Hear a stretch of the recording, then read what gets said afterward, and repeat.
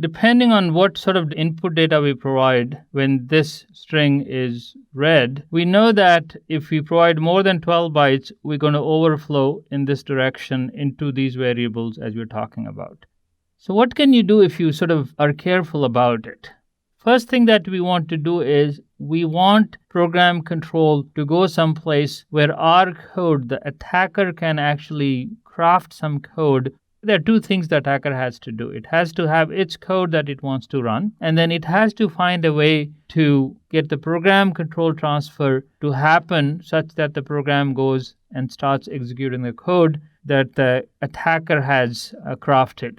Here we should sort of look at this and say there is an opportunity here for the attacker. The attacker has found a way to go up and right into these locations.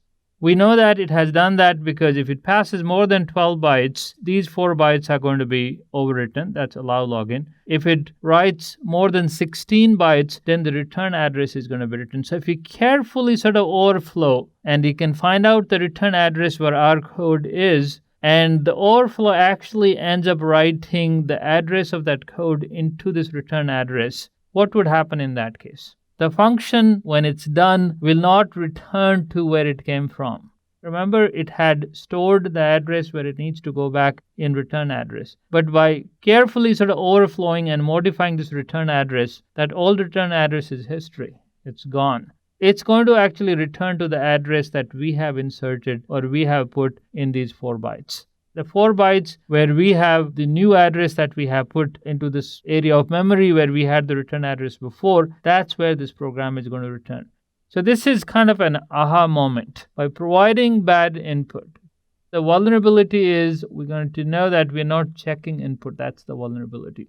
That is what is getting exploited by the attacker. The attacker is providing a carefully crafted input, and when we take that input, an overflow occurs, and the way the overflow reaches the return address area, the part of memory where the return address is stored, we are actually going to put a new return address where code that we have created, and by we I mean the attacker, the program will start executing that code.